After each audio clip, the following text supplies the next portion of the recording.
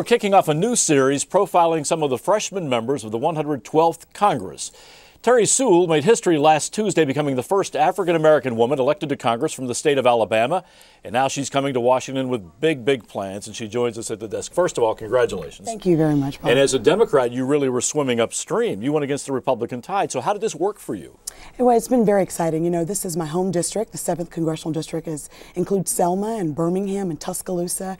It's been a real exciting time for me to have the opportunity to run. And, you know, even though I'm coming into a minority-controlled House, it doesn't really change the mission, which is to represent the 7th Congressional District to the best of my ability. Now, your district, the 7th District, has been racked by unemployment. I think you said one of the poorest in the state. Yes, right. How do you go about changing that? I mean, I know you've promised people there you would work very tirelessly for job creation, that kind of thing, but what's your game plan? How do you do that? Well, I want to, first of all, try to find resources to invest in infrastructure improvements, roads and bridges, water and sewer. There are parts of this district that you just can't access, you know, major interstates, so you can't freely move your goods and services, and we're not going to be able to attract industry until we get better infrastructure, water and sewer in parts of this district, as well as roads and bridges. And I also would love to see more investment in human capital. Of course, that means helping with the public education system, but also workforce development and retraining. So there's a whole host of things that we can do for the 7th Congressional District in order to try to put it back on track. This can be a tough haul for you. You're, first of all, in the minority in the House now, which is a little bit of a surprise considering what happened 2 years ago. And you're obviously a very junior member, or a freshman member of Congress. So can you get the kind of committee appointments that you need to make this happen? Have you already started the network to figure out how you can have an impact? Yeah, we've already started. I mean, I look forward to joining my colleagues, and but the process of like getting committee assignments is going to be obviously a lot more challenging now that we're in the minority.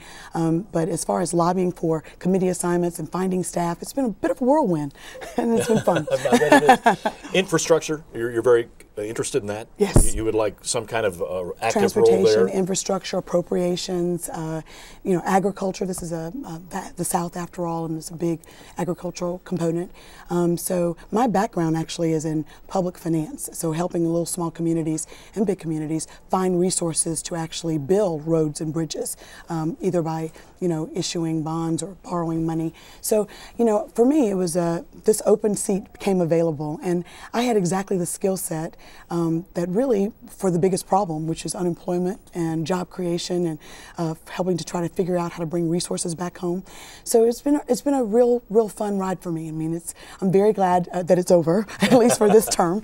Exactly. Well, you did very well. You attracted the lion's share of the votes there. You come from a very successful background. I mean, highly educated, Princeton, Oxford, Harvard Law. You kind of, some people would say, had it made in the private sector. How do you give that up to choose the public service?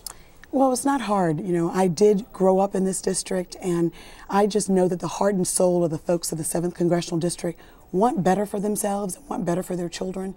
They just need resources and they need opportunities. And I feel like I'm a direct beneficiary of all the wonderful you know, folks from my community that really sacrifice, especially when you think about Selma and the history of Selma, Alabama. It's just really, you know, humbling to be able to represent home. So it was not a hard choice. What are the kinds of things that your constituents are telling you they want you to do? Jobs, number one. They want better opportunities for their children. So education and trying to make sure that the classrooms are 21st century classrooms. I hear that a lot. Healthcare, you know, this is the poorest district in the state of Alabama. But having said that, you know, it has the heart and soul of the folks in the 7th are wonderful folks, and is the best asset, in my opinion, are the people.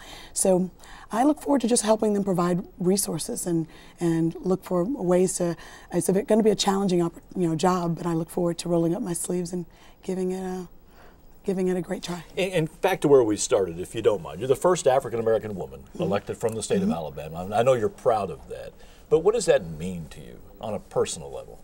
It's very humbling, first of all.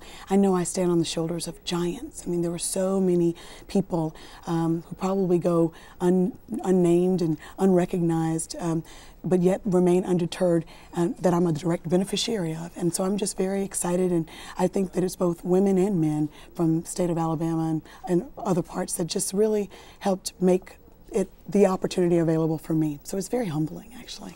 Well, Congresswoman-elect Terri Sewell, thanks very much for coming in. We wish you all the best. Thank you. Good luck. Absolutely. All right.